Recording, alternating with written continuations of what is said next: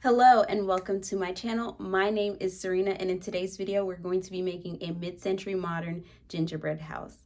I have zero experience when it comes to baking gingerbread house. In fact, before this I've never even made gingerbread at all, but I knew I wanted to give this a go because I absolutely adore holiday cooking and baking shows. It's definitely one of my favorite things for the seasons, and I've always imagined or wished that I was a part of the action. And now that I have my own platforms, I figured, why not? This isn't Food Network or anything like that, and I don't have millions of viewers, which is probably a good thing because I am obviously not an expert, but I wanted to give it a go. And instead of spending the holidays on the couch, I wanted to be a part of the action. So here I am making my very first gingerbread house, and I wanted to tackle it not by doing the basic kit house or the basic square house, but I wanted to do what I've been watching others do, but do it my way, and it's the vintage way. So if you're interested in seeing me tackle this project, please like and subscribe. Also, if you want to follow me in real time, you can check out my Instagram at SewRena_. And if you'd like to help my channel out a little further, you can leave me a virtual tip on Ko-fi. The information will be in the description below. Thank you so much, and let's get into baking. Before we get too far ahead, I did make a dress for the occasion. It is a gingerbread house printed fabric, and I thought it was super cute. I got the pattern from Backroom Finds, and I just love it. So now for the design process, I used Cricut Design Space to design my house completely, and then I cut it out on cardstock. The house was quite big, so I did have to put two 12 by 12 pieces of cardstock together and tape the pieces to get the length. My plan was to make a prototype first and then two gingerbread houses to make sure that I get the design exactly the way I want it. I'm not good at math by any means, so I wasn't sure that my measurements and things would be correct. But also, I wanted to make sure that I got a good construction grade gingerbread recipe, and I figured that I would probably have to try more than one. So having like a test bake or test cookie would have been exactly what I needed before making my final project. So here I am cutting out my template pieces on some foam board that I got from the Dollar Tree and a craft knife or X-Acto knife. Make sure you're using a fresh blade so that way you get even cuts, also for safety purposes. This first blade I was using was a little dull, so I did have to swap it throughout. So I did have some jagged lines on my first cut. And then I move on to the windows. I wasn't going to cut it at first, and it's definitely not necessary for your test, but I wanted to see what it would all look like because I was really excited. After that, I assembled my prototype with some hot glue, and I wanted to just make sure that everything lined up and that the building was square, because if it didn't work here, then I could go back to the design space and work it out before making my gingerbread. As you can see, or you will see, is that my design has a double roof. It has that iconic slanted roof on one side, and then it has an extended carport on the other. We were going to go with a double carport, but I figured that would be too much for a cookie to support. So we went with a singular carport, and then we'll use candy cane to hold up the edge of the carport for support. In this model, I used wooden dowels, and then I made a replica of my front door. I will not be cutting this out of the gingerbread. Instead, I'll be scoring it into the cookie itself. Now it's time to get baking. So I am melting sugar, butter, and molasses into a pot and combining before I add it to my flour and spice mixture. After the butter and spice started to mix, I added some milk in to finish off the dough. Then I took it over to the refrigerator to stiffen up. The dough wasn't as sticky as mentioned, so I did skip this in the end.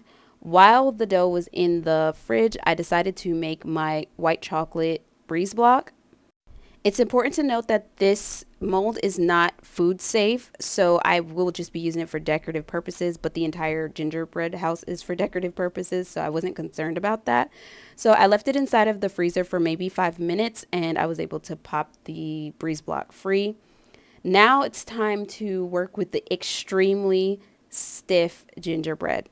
It is not good to, at least for this recipe, to stiffen it up prior to rolling it out. So what I ended up doing later on is cutting out the pieces immediately out of the mixer and then letting it cool and stiffen inside of the refrigerator so that way it doesn't spread in the oven. So here's a real-time update. I dumped majority of the dough that I made earlier because it was just too tough. The recipe said that the dough would be sticky, and it wasn't quite as sticky as, or sticky at all compared to what they made it seem. So I put it in the refrigerator for it to stiffen, and then it ended up being too stiff. So it wasn't rolling out very well. It was hurting my shoulders and my wrist and everything else. I did get a couple of pieces made from the first batch. So what I'm gonna do is I'm gonna use the same recipe, silly me, but I'm going to roll the dough out immediately from the stand mixer, chill it in its cut state, and then put it inside of the oven. I also decided to knead the dough by hand to avoid it getting overworked, and I ended up with a better result. Doing it the way the instructions told me to made it to where the dough was so stiff that it would shrink back up and kind of have like muscle memory, and obviously you don't want that to happen because then your sides won't be square and your pieces won't be even and nothing will line up. Also, to help maintain shape, that is exactly why we put the cookie back into the refrigerator to get cold before putting it in the oven. So that way it has time to chill and it won't spread so much in the oven. So starting with my roof piece, I am covering it in a coating chocolate. I wanted to make sure that it had an extra layer of strength, if you will. So I used some sanding sugar to give it that shimmery snow effect that doesn't really pick up well on camera, but trust me, it does shine a little.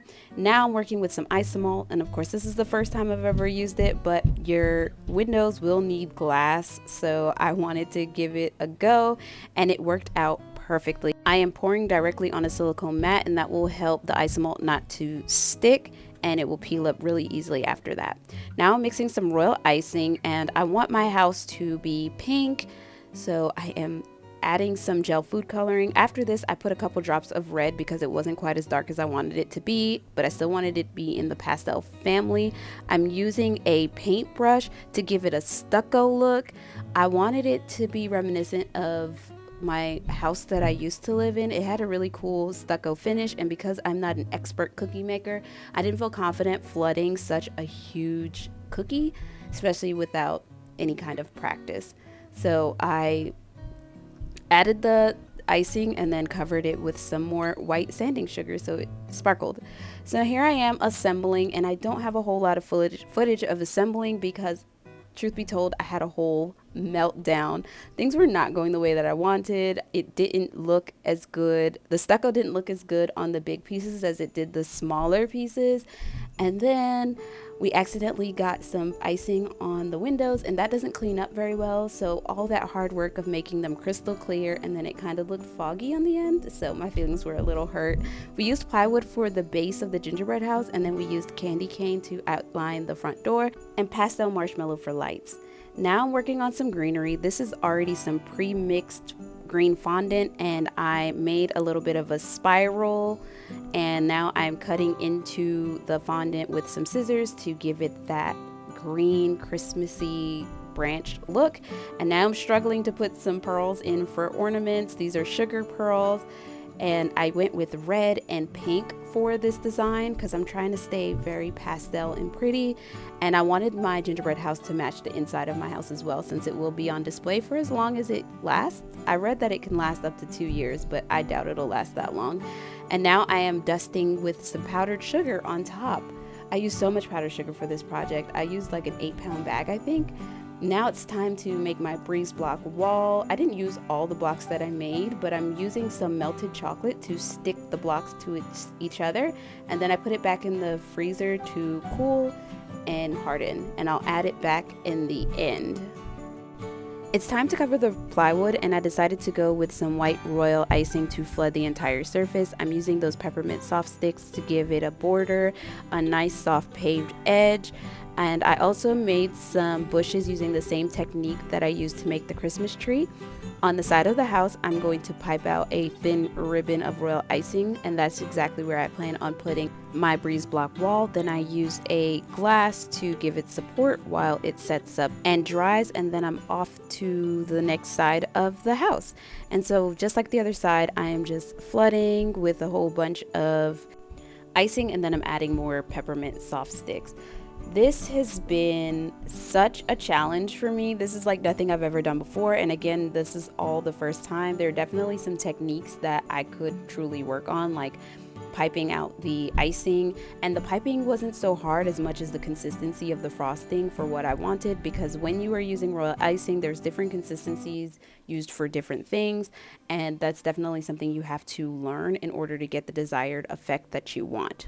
So now I can explain a little bit of why you guys missed the part where the house was going together, and that's because I got really stressed out. I spent well over 12 hours baking cookies and redoing walls for things to just not go the way I wanted, and the part I was most upset about was the finish on the house itself. I wasn't happy with the look that I got, and I just got a little overwhelmed because I was tired and my body was literally in pain at this point. So I got a little frustrated, but I knew that I didn't want to spend any more money on materials making this gingerbread house, because I did have to run to the grocery store maybe 3 times to get to this point. We used jumbo candy cane for the supports of the carport, and we intended to have 2, but one of them didn't make the cutting of it, so we ended up just using 1. But you'll see later on that I ended up having to improvise because it definitely needed the extra support and the even support, because the roof started to slowly tip, and it was so slow that you wouldn't have noticed it if you weren't the one making it in the first place, and I was afraid it just wasn't going to survive the next day. Now I'm adding some more little snow details, because of course if it were snowing you would have snow on your breeze block, and then I wanted to make little firewood, like fire logs stacked on the side of the house, so I'm using some old cinnamon sticks for that, and I dusted it with some sugar and put it on the side of the house. And now we are almost done. I thought I was done at this point, but like I said, I had to support the roof, so I added a little bit more details. If you made it this far, thank you so much for watching. I truly appreciate it. This was a fun make, even though it was a hard and stressful make. I truly appreciate you being here. Don't forget to like and subscribe to my channel, as well as follow me on Instagram at SewRena_. And if you'd like to support me further, you can do so by leaving me a virtual tip on Ko-fi, and the link will be in the description below. Thank you so much. Bye.